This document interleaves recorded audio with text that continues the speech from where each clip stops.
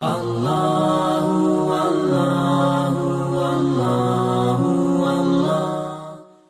واقعہ آپ کی خدمت میں عرض کرنا چاہتا ہوں کہ جو حدیث قصہ کی اپنی فضیلت اور کرامت کا واقعہ ہے.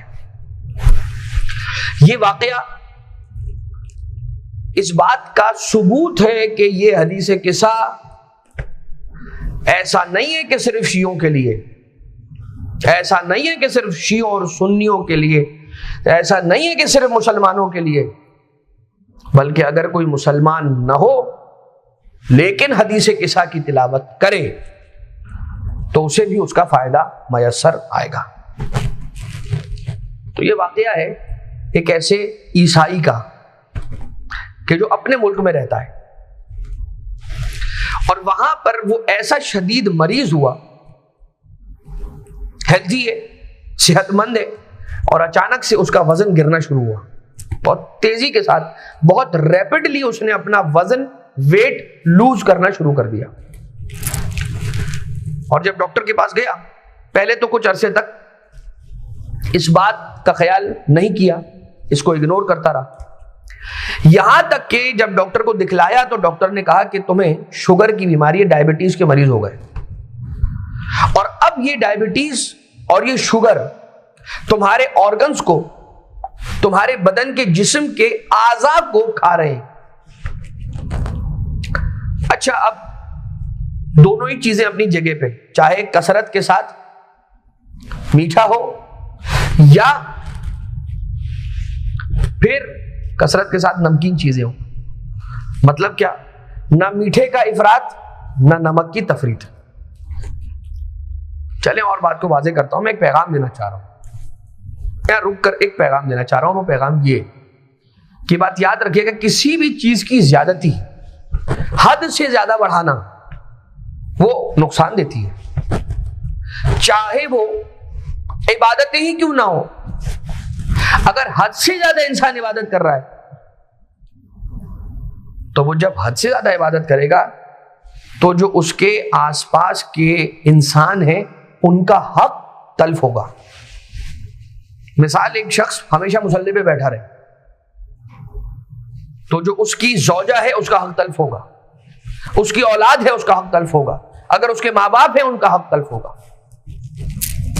یہ جو ہمارا معاشرہ، یہ جو زندگی اللہ نے ہمیں عطا کی ہے، یہ زندگی جو پروردگار عالم نے عطا کی ہے، اسے بیلنس گزارنے کا حکم دیا. یہ بات یاد رکھیے گا، نہ افراط سے کام لینا ہے نہ تفریط سے.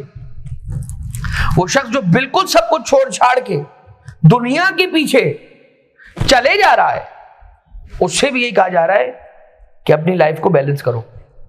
اور جو اپنے اہل و عیال اور جو حقوق و لباد ہیں انہیں چھوڑ کر صرف اور صرف عبادتوں کی طرف چلتا چلا جا رہا ہے، وہ تقویٰ نہیں ہے.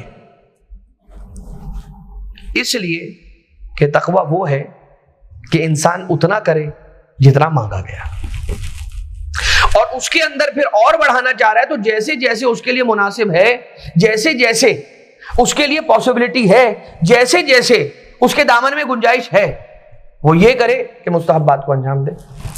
ایک واجب چھوٹے نہ، ایک حرام انجام نہ پائے، اور پھر شروع یہ ہو جائے کہ بات حرام کاموں کو ترک کرنے سے بڑھ کر مکروہ کام کو بھی ترک کرنے کا انسان بہتری جتنا ممکن ہو، اور پھر مستحبات کی طرف چلے، ہر چیز کو بیلنس رکھتے ہوئے. یہ شخص مریض ہوا کو ڈاکٹروں نے کہا کہ اب یہ علاج اس طرح سے ہے، لیکن اب تمہاری حالت خراب ہو گئی.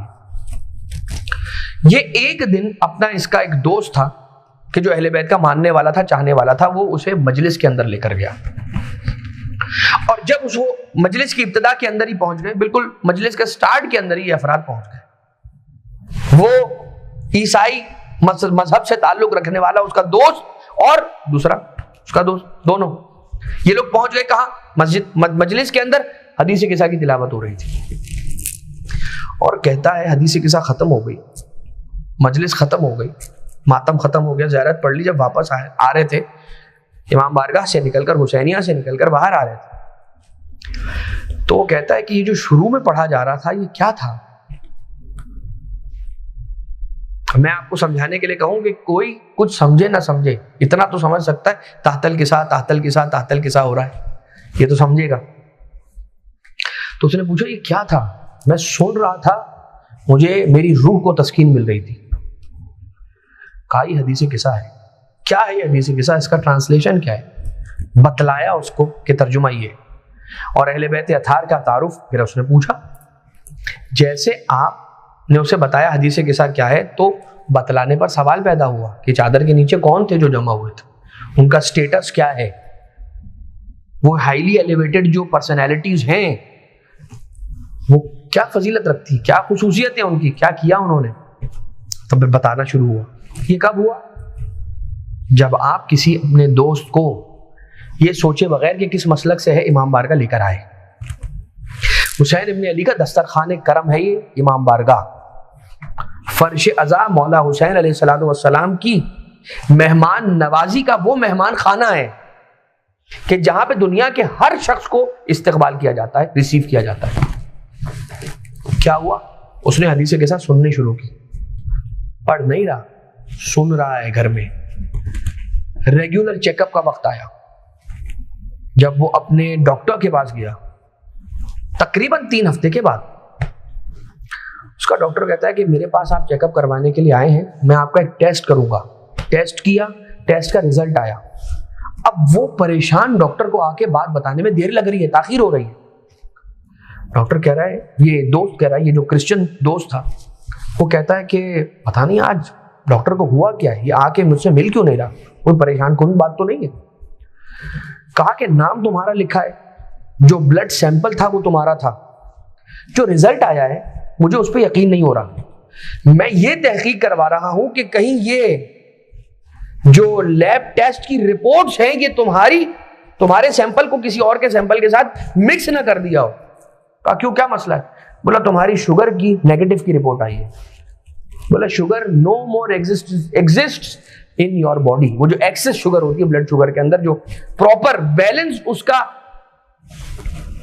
اماؤنٹ ہوتا ہے، اس پر آ کے رک گئی۔ یہ کس کی بات ہے؟ یہ اس کی بات ہے ایک جس کا ہمارے مسلک سے نہیں، مذہب سے بھی تعلق نہیں، اور دوسرا حدیث قصہ پڑھنا تو ابھی باقی ہے، وہ تو سن ہی رہا تھا۔ یہ ہے تاثیر حدیث قصہ کی، یہ ہے تاثیر حدیث قصہ کی کہ اگر کوئی شخص فقط و فقط حدیث قصہ کی سماعت بھی کر رہا ہے تو یہ غفلت نہ کرے کہ میرا وقت ضائع ہو رہا ہے، دراصل اس کے ایمان کے نور میں اضافہ ہو رہا ہے۔ میں پہلے عرض کر چکا ہوں کہ یہ نام ہے حدیث قصہ کے اندر، کچھ نہ ہوتا، صرف وہ نام ہی ہوتے، اسامی گرامی قدر علیہ الصلوۃ والسلام، ائمہ اطہار علیہ السلام کے، تو بھی بہت بڑی بات ہے۔